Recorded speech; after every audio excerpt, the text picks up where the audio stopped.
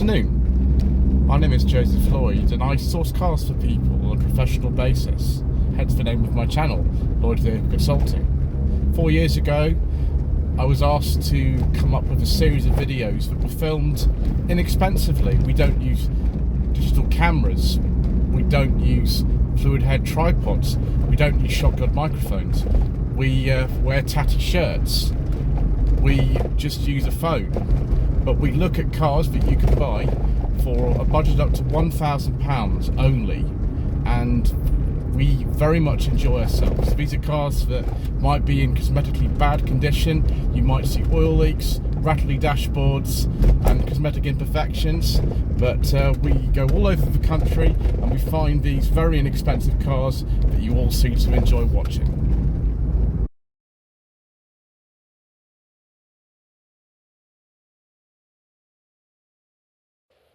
Well, viewers, another absolute rarity from the 1990s on No Budget Reviews. This particular car I don't think you could buy for under £1,000, but if you were very lucky, I think, given that there are not tons of these left, but there are some, you might be able to pick up one for £1,000 with an MOT, but it might not be in anywhere near the condition of this one. This is a 1993 Mazda 121 1.3 GLX. Very, very unusual styling of these. Sort of looks like a kind of shrunken 323 in some ways, but also like an Austin A35 or Morris Minor or something. I think that was maybe the thing Mazda were going for when they introduced these in this country in 1991. There was a 121 before this. It was the same car actually. It was later sold, following about the time that these were introduced, as the Kia Pride. You're probably more familiar with that in this country because they went much longer for the UK market. The original 121s were only made for about 3 years, so when this came out in 1991, it wasn't a very common sort of nameplate, and actually there was another 121 after this, which was based on the Mark IV Ford Fiesta, then the Mark V. Very odd. They also sold something called the Demio at the same time as the Fiesta-based 121 in this country. But this particular one, known as the Autozam Revue in Japan and some other places, because Mazda had this bonkers idea in the late 80s and early 90s that they could be bigger than someone like Toyota. So they introduced 4 different brands, one of which, I can't remember if it was Ifini or Amati, which wasn't actually ever sold. But Unos and Autozam were. The Autozam AZ1's a really strange car, by the way, but they weren't used in Europe. In Europe we got various of these cars, like things like the Mazda Z-Dos 6 and this 121 just with Mazda badges on them. It's just a saloon rather than a hatchback, which is really strange. Interior is quite jazzy. It's very jazzy indeed. Jim, who owns this car and actually owns 3 121s of the shape out of the 20 or so that are on the road at the moment, he tells me that there was a Haribo edition in Germany. In fact, actually, if we open here up, you can see not only have you got a 121 brochure, that's a 1993 121 brochure. We've also got a German thing. Oh, that is somehow attached to there. I better sort that out. Hold on a second, viewers. This is actually a German magazine article from 1993, September 1993, and it's talking about 100,000 kilometer test, 60,000 miles, and the title there says Teurer Spaß, which means expensive fun, because they were expensive. The reason why I didn't sell too many of these in this country, apart from the looks of the car, which is sort of very individual, was the fact that, one, this was about the same price as the 323, this top spec GLX with some options on it, and also there were import quotas at the time and Mazda wasn't allowed to take more than a certain percentage of the market, so they couldn't sell too many of these anyway. Very simple interior with jazzy seat fabric. This one's got power steering. The earlier ones did not have power steering at all, even on the GLX. Blue backed dials, indicator stalk on the right because that was the fashion in Japan at the time. No air conditioning on this one. We have got the canvas roof, which was a popular option for these. Some of them were called the sun top. Glove box. I'll have to check your commission docs in a moment, but that's alright. Very typical kind of early 90s Japanese interior, isn't it?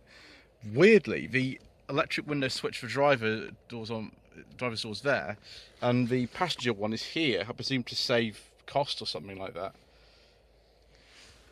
Original Clarion stereo. This car has done 46,000 miles from new, and it's been a local car its entire life. It's actually registered in a place called Hiltonbury, which is in Chandler's area of Eastleigh. And actually it was discovered in Eastleigh by me. And I said to Jim that somebody had one on their driveway, and he made some inquiries, and he decided to buy it. He's had to spend about £2,000 on this car to get it to the standard that it is, but it's not too bad. As you can see, we've got the original plate from Hiltonbury Mazda on there, from 1993, and the front bumper is completely unique. I don't think Jim says he's ever seen one like this. It's also got a rear spoiler, which is most unusual. In fact, let's have a look in the boot, shall we? We can either use the key, or in traditional 1990s Japanese style, you can pull this little lever down here. There's also one for the petrol flap. Yeah, you see this little spoiler, that is a sort of option. Now, a bit like my Volvo S40, it kind of goes over like that, and you can fold the seats. The way of doing it is for these fun little catches in here. I suppose reasonably practical at the time, but most people who'd be buying a car like this would probably want a hatchback rather than a little saloon. It's strange that they decided not to make this into a hatchback.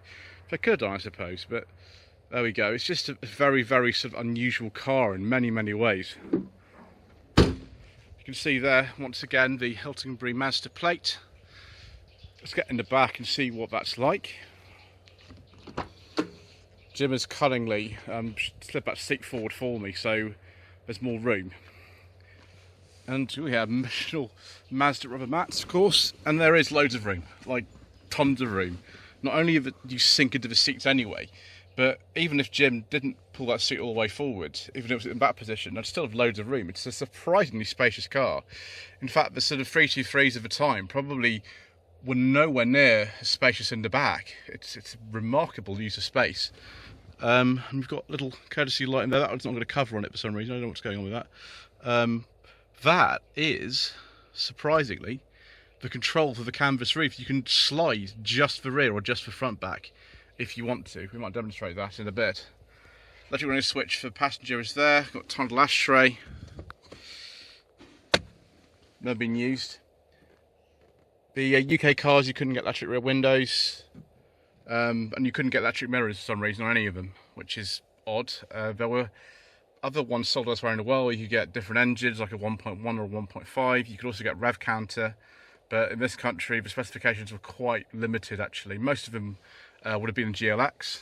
Finally, these sort of straps are sort of not how you'd expect at all. They're sort of floppy like this. No centre armrest, but a little parcel shelf, which is good. Sorry, I thought it was a courtesy light. It's not. It's just a cap's missing. Yeah, let's have a look under the bonnet, shall we? So this is the 1.3 Mazda B engine, which is very similar to the one used in the Kia Pride as well. Classic 1990s Mazda oil filler cap there. And this application generating about 72 horsepower. All of the UK cars had catalytic converters. The early ones were actually on a carb, and the only other Japanese car I know that actually used a carb and a cat in this way was the Nissan range. Things like the GA16 engines and the N14 Sunnies. The early ones actually had carbs, similar ones with some of the Primeras, I think, as well, and the 100NX. But yeah, all of them had carb radiators and cats originally. This is fuel injection. This car, it's a 1993, but still with the same 16 valve single overhead cam engine. Looks pretty easy to work on. The B engine is a cam belt engine. Cam belt cover is just over here. Yeah, it doesn't look too bad. Gearbox is just here. Remarkable condition for something that's over 30 years old, actually. I think this car's been garaged for most of its life. I don't think it's ever left this area, which is great. No alloy wheels. Even the other blue 121 that Jim has. He's also got a red one that has wheel trims. This is on its original wheel trims as well. But yeah, it looks great. Okay, viewers, let's go for a little drive, shall we?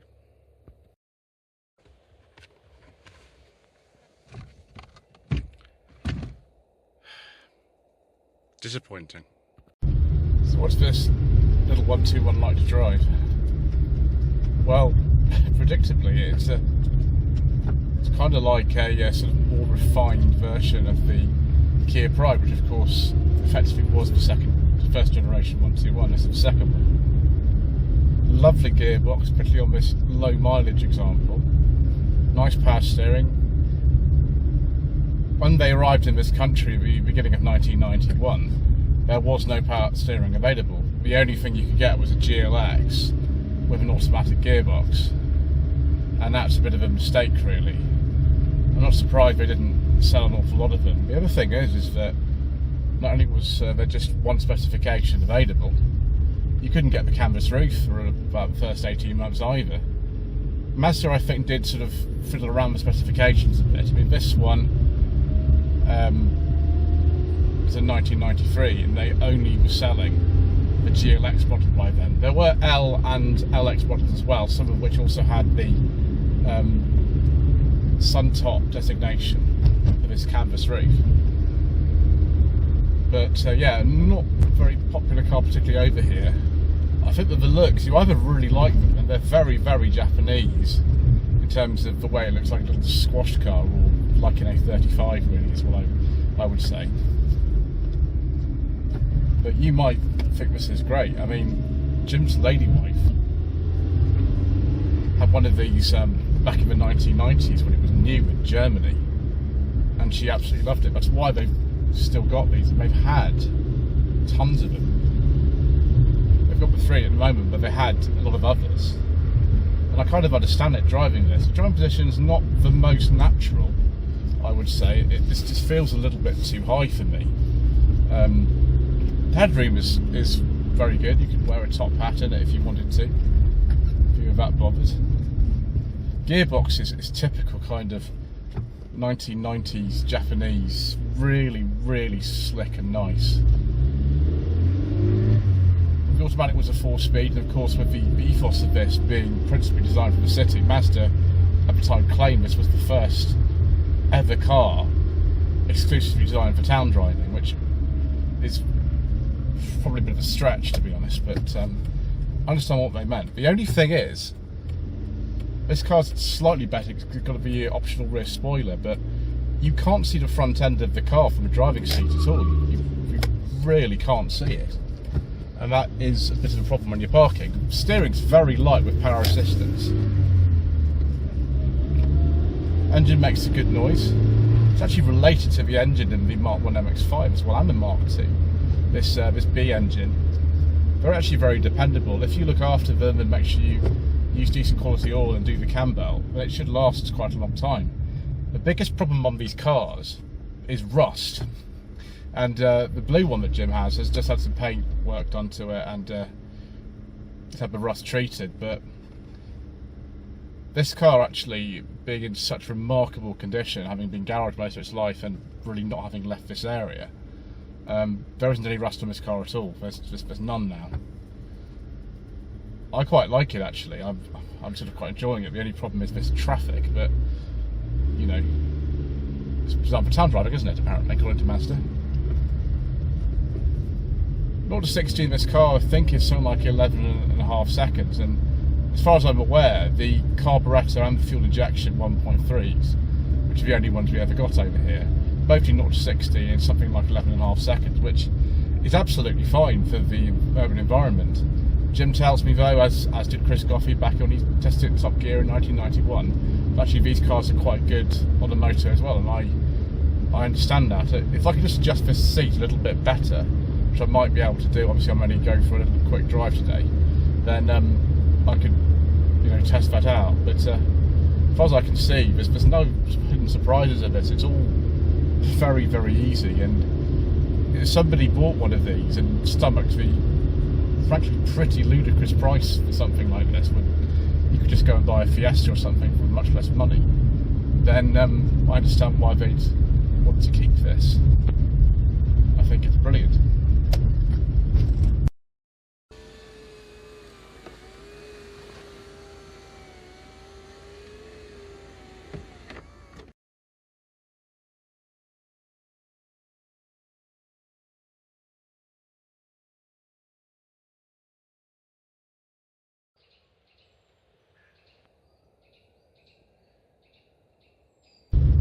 So viewers, should you consider a second generation Mazda 121 for your hard-earned budget up to £1,000, or probably a little bit more than that if you want a nice one? Well, it's kind of a bit of a moot point. I mean, there's about 20 on the road in this country at the moment.